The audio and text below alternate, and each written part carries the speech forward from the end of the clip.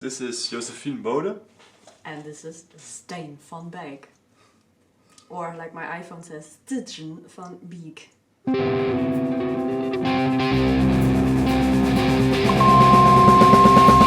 are the Kewis and we play electronic wind instruments.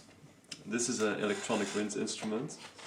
And because it normally sounds like the final countdown, we decided to attach our custom software to it and make it sound the way we want. The two Iwis, that's the Kewis.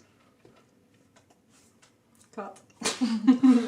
Basically what we're doing here is a sort of research on the human factor in electronic music. We met in a way that we were loving electronic music, but at the same time really hating it, because there's a lot of electronic music that can be quite boring in the sense of, I'm not talking about sounds here per se, but more compositional techniques. So you can often tell that the people making electronic music are, for instance, not the best pianists, but often keyboards are used to make that music.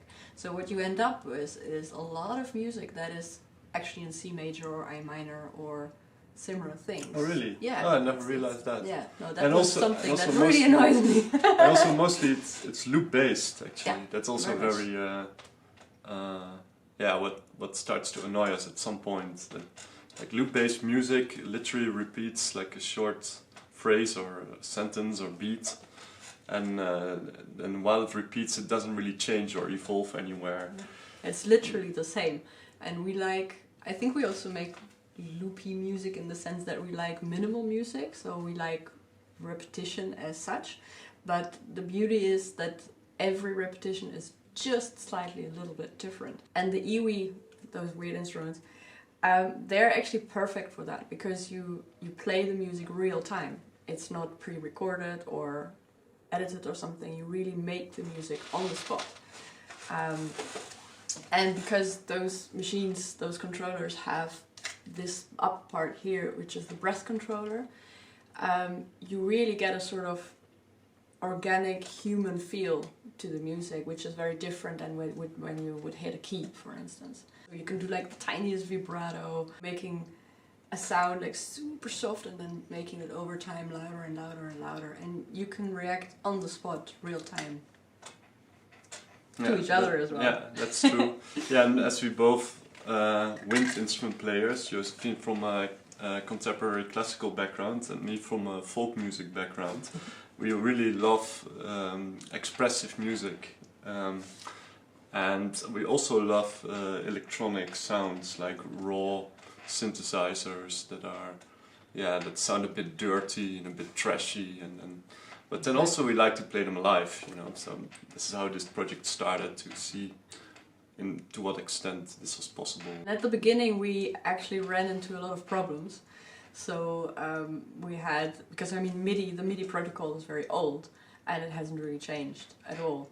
And yeah, you have these MIDI moments where everything just worked and now it doesn't, and you have no clue why. That was quite frustrating, because in the end you want to have a setup that you can just go on stage, plug in, and it works. And that was quite a huge trajectory to get there. Maybe you want to say something about how we made this remote control into an instrument. Try to make it come to life more. Yeah. Well, yeah. First of all, we worked with regular electronic music software in order to make the iwi, to try to turn it into a real musical instrument, to play the electronic kind of sounds that we love. Which worked kind of, but what we missed was the opportunity to really directly control the instrument, which basically really turned out to be a software problem. So in the end we decided, know now. Yeah, we decided to ditch the regular software and write our own from scratch, basically. It's called NAP. Like and yeah, it's short for New Amsterdam. And yeah, it's basically a creative coding framework that creative coders from lots of disciplines can use, and if they're into tech, that is. on the website napframework.com, so check it out if you're a nerd. What I like about the software so far, and I'm totally not a nerd, is that it challenges you to ask yourself really what you want to do, and not so much what can the software do. So if I compare it to, for instance, before we used Ableton, and there you have certain frames, restrictions, and the software is not really asking you what you want to do, but it gives you like direct options. NAP works exactly the opposite way. It asks you first, okay, what do you want to do? Do you want to, while playing an EWI, steer a laser and make a huge LED wall light up or not? You could go anywhere. Nice to say something about the process, how we work. It's all improvisation based, so we always start with an idea and then we start jamming on it, and that's how the compositions unfold basically. And there's always, even when it's really through composed, there's always this element of improvisation. You can clearly hear Stijn's folk background and my classical background, but there's a lot of ambient influence, a lot of minimal music influence.